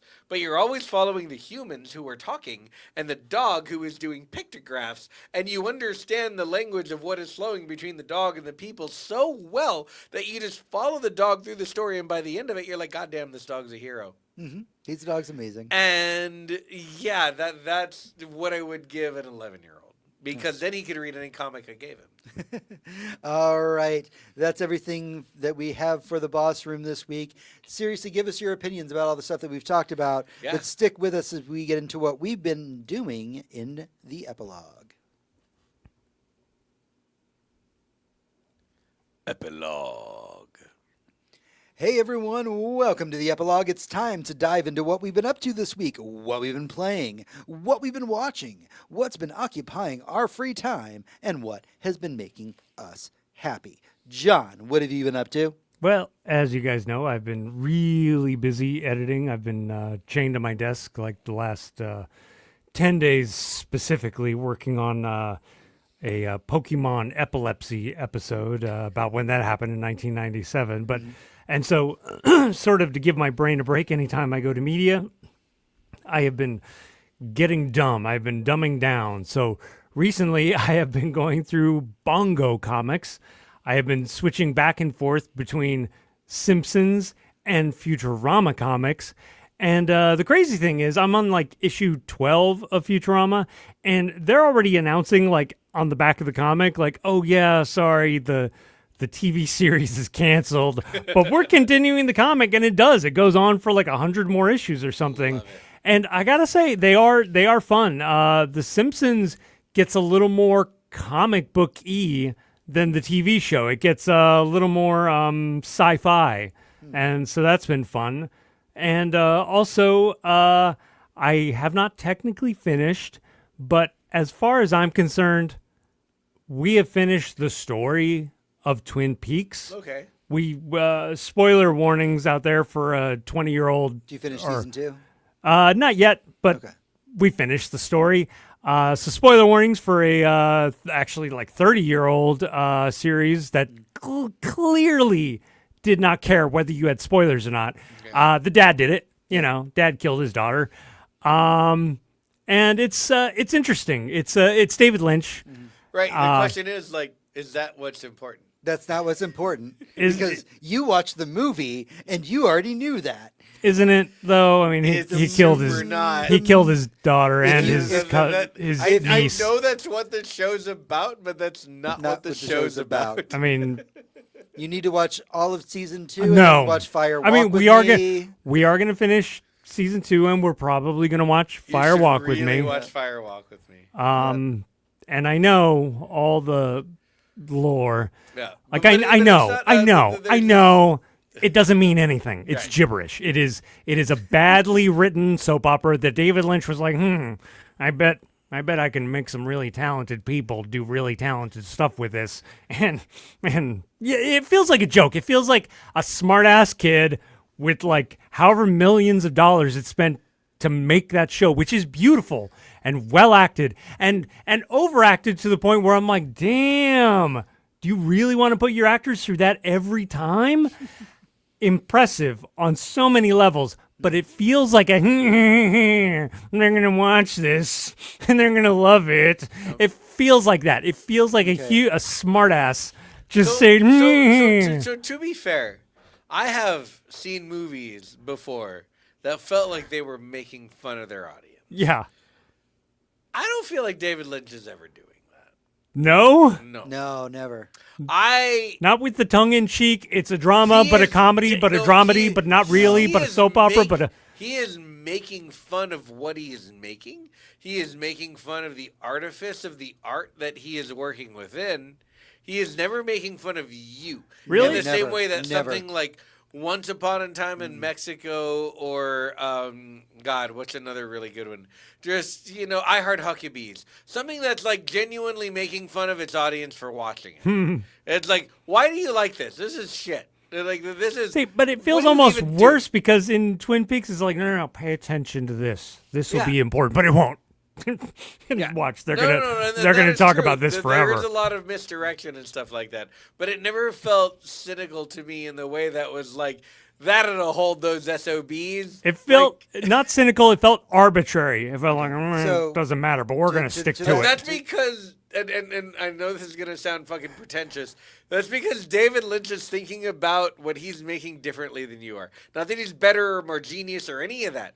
He's just thinking about what he's making in a different way than you feel about it watching it. Also, I just want to point that I'm not going to get into a Twin Peaks discussion right now. That would be an entire boss room. But for the record, who the killer was never supposed to be revealed. And David Lynch was kicked out of Twin Peaks after the first few episodes of season 2. So what you were watching is not David Lynch. Yeah. Season 1 was David Lynch. Season 2 is not David Lynch. There's a reason why he Interesting. came back and did Fire Walk with Me in the movie, because he was like, no, You're like, I gotta fix this shit. literally the killer was never supposed to be revealed. He has been on record and said that. Interesting. So Twin Peaks. All right. Well, Hector, what have you been up to? Oh man, kind of a lot the last 2 weeks. Let's see. Let's do TV first. I watched Invincible, the fourth season. Oh, the cartoon. Fourth season. Yeah, it's 4 seasons. 4th season. Yeah, me It's fucking too. Phenomenal. talk about it. The written incredibly well. I'm sure the comic is amazing. I've still never read it. Did they up their animation game? No, it looks Oh. worse. It looks so bad. It looks horrible. I literally spent the first half of the season before the story really started going being like, this feels like Newgrounds Flash animation, man. Yep. And I swear to God, like, I still don't take that back. As much as I like the season right now because of how great the writing was and the animation really did redeem itself as it usually does with some like great fight scenes and a few cool, really cool scenes here and there. The animation, they're missing a layer or two. There are people who do like, and John, you probably know the name of this way better than I do. I don't know if you've ever done any animation or been adjacent to it, but like there are people who will take a character in an environment and go in and add like lighting and texture and framing and Oh, yeah, like, you gotta have maybe the there's snow shader. in the foreground, maybe there's snow in the background, maybe that casts a highlight, maybe that casts a light here or there. There is none of that in the show. There is zero of that in the show. Oh, The wow. show looks flat. It and is. it looks like straight up something I would have. Metalocalypse, Yeah. You know what? That's a really good one. which was impressive for their budget and their time that they had to make it. And you know what? You know what's impressive about Metalocalypse is that all the fingering is correct. Yes. There is literally Yes. nothing else impressive about the animation of that show. That I just show want looks to like point out that shit. this, if you don't know, Metalocalypse is a show about a metal band. Yeah. It's not a hentai. It is not a That's- hentai about fingering. Right. It is a metal show about the Guitarists fingering on the playing guitars being guitar. correct. But anyway, it is a poorly animated show. This show is also mostly poorly animated. I would say about 75% poorly animated. About 25% looks really, really good sometimes because they really took the time to do it. The writing in this season, and again, I never read the comic, but I know that it exists in the comic more so than it does here in the show. The writing was incredible. It was brilliant, and it made me think about things. It made me think about the dynamics of power, the dynamics of diplomacy, about what it means to win by losing, but like also you literally save the life of everything living on a planet just by saying yes to your enemy. Like this show. 1,000% with watching. If you like Invincible, you will still like this. If you didn't like Invincible before, this won't make you like it if you hated the animation. But the writing is so fucking good. The powers at play are so fucking good. The everything about it, I had a wonderful time. Invincible was worth watching. We also recently finished Daredevil Born Again. We're going to do a whole episode about that at some point. We will, but we watched the last episode of the season last night until the new season. Yep. Benton and Moorhead continue to get it the fuck done. Yep. We saw Jessica Jones. Yes. Also, spoilers, more characters, but we'll go ahead and let you experience them before the episode we do about Jessica Daredevil. Jones came around for a couple episodes, so like we're a few Yes. weeks ahead of the curve. Yeah. Yeah, but like, man. So good to see Jessica Jones. The Defenders are coming back, y'all. I would love a Defenders Marvel show right now. Like Yep. literally right now. Yep. It would be great. Watching them beat the shit out of ICE, I'm sorry, the ATVT or whatever the Yeah. fuck they're called. I would fucking love 12 episodes of that, please and thank you. Bring back Danny Rand, even white Danny Rand. Bring him back to beat the shit out of cops for like 12 episodes. I'm in. I'm totally in. It was More so of that, good. please and thank you. Video games, man. I've been through the gamut recently, but most importantly lately. Oh, okay. Let's do least important first. I played Diablo 4, the new expansion. It's very, very casual ARPG. I get it. I you know it, and I had a good time. I had a good time for a week, and I'm pretty sure it's designed to be had a good time for a week. I'm very much a Path of Exile kid where I'm like, I feel like the game that I'm playing should matter minute to minute while I'm playing it. I want friction. I want to dodge. I want my dodges to matter. I want the skills I'm using to matter in the moment while I'm fighting an enemy. Diablo doesn't have that. Diablo is spam the screen with bullshit until all your numbers go up and then everything dies. And I have a place for that in my heart. But it's about a week long. And that's what I experienced. I played the new season because there was a new expansion to Diablo for a week. I leveled a character to max level in 2 days.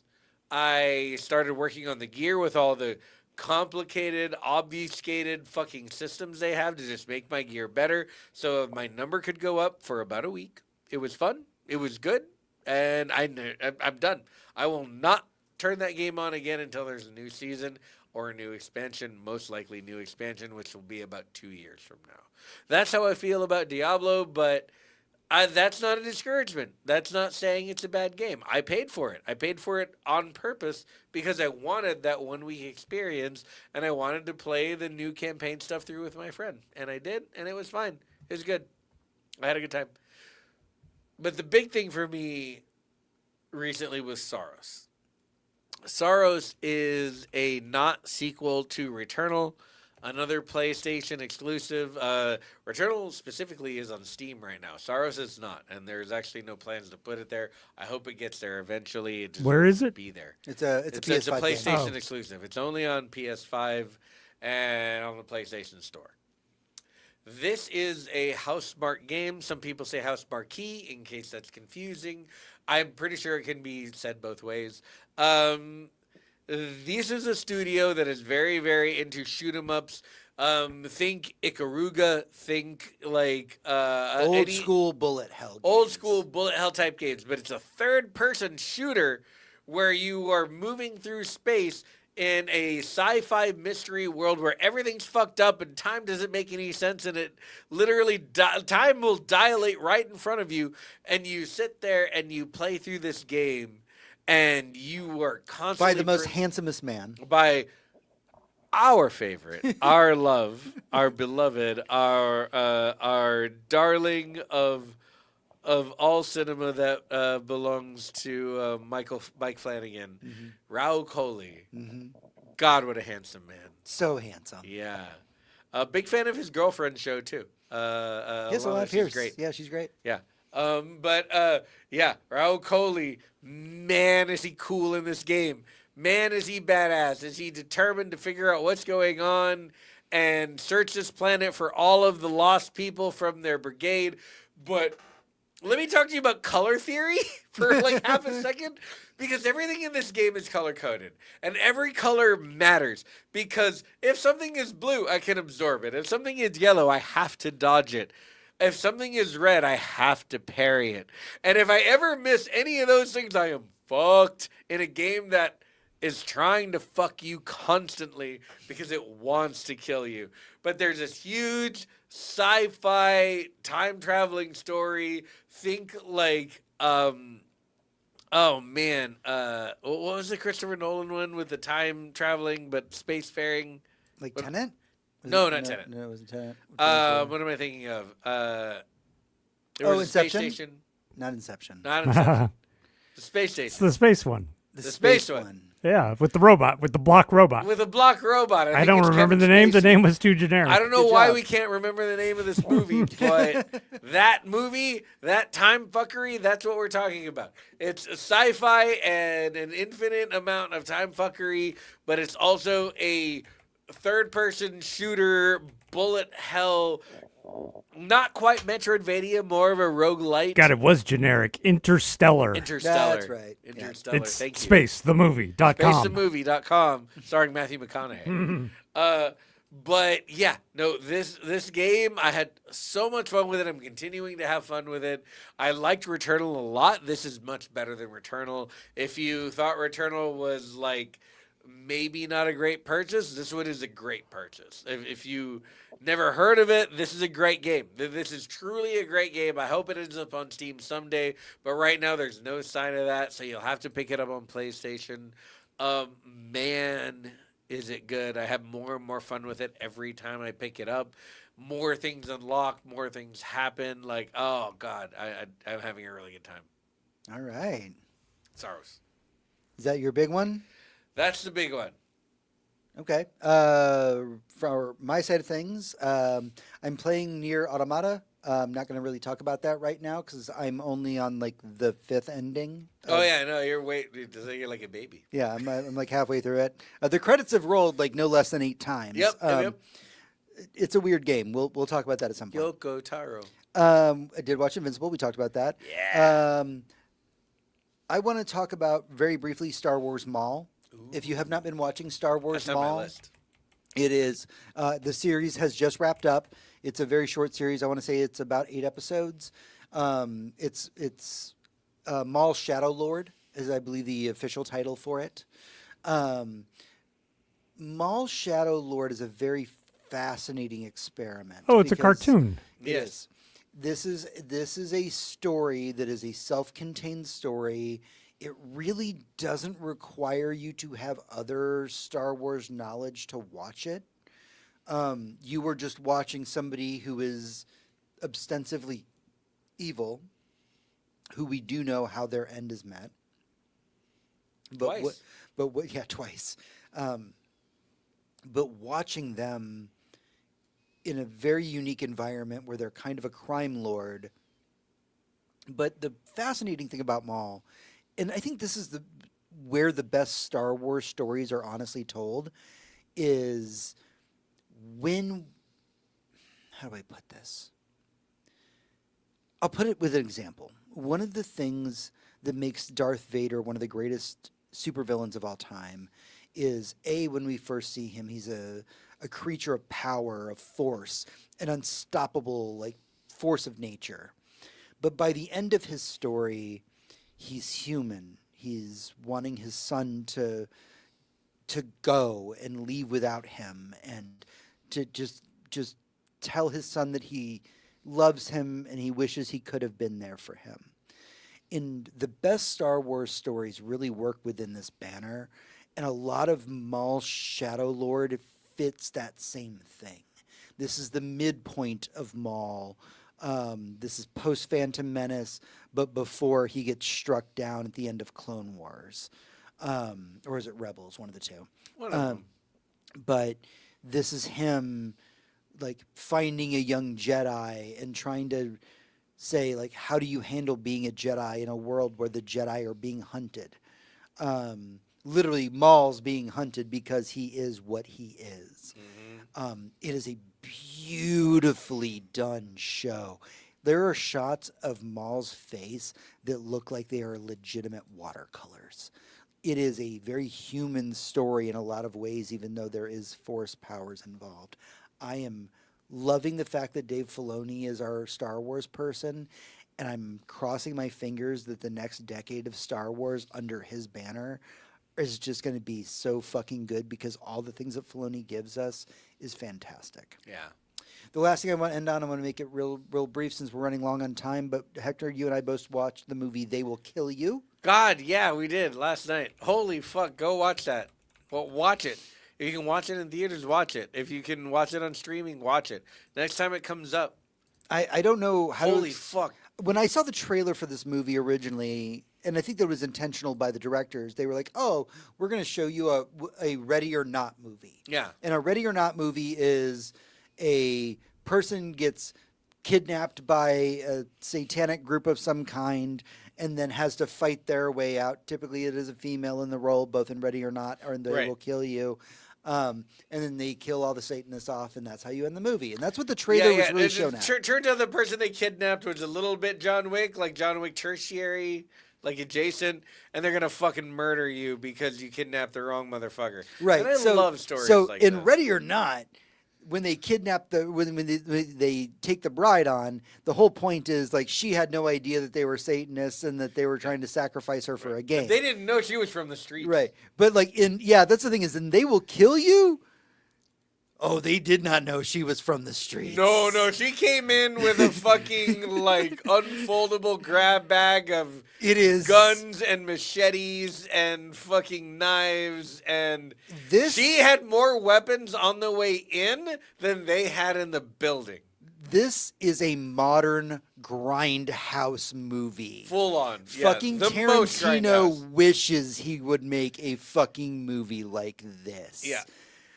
Every actor is giving it 110%, both in performance and in cheese. And I mean that as a compliment. Oh, yeah. And the shit they get up to in this movie, the trailer that's being shown on screen right now is a scene in which she wraps a fire axe with a rag, pours a bunch of alcohol on it, lights it on fire, and then goes into a fucking hallway fight scene a la Old Boy and starts taking motherfuckers out. Because it's a dark room and there are no lights in it, the fire on the axe guides her way as she murders everyone in the room. It is beautiful. Yeah. Also, Tom Felton. Oh, yes. Draco Malfoy himself. Just like doing shit. We had Heather Graham. I don't see Heather Graham enough. I will forever be mad that Heather Graham was not a Bond girl. Heather Graham deserved that shit. Well, I mean, she was in Austin Powers. I know. But also, she can't really act. No, but neither can any of the Bond girls. What are you talking about? Or most of the Bonds, honestly. Yeah, or most of the Bonds, honestly. But like, we had a lot of good B and C list actors, a couple of A-listers in there. Mm-hmm. We had a lot of good time. Man, this movie, again, like I was saying earlier in the episode, there are certain types of movies that I want to start making sure I see in theater. And it's not the Marvel stuff or the DC stuff. It's the stuff like this. The stuff that I need to signal Hollywood that there is room for this and you need to make more of it. Because we can't just have fucking Marvel shit all day.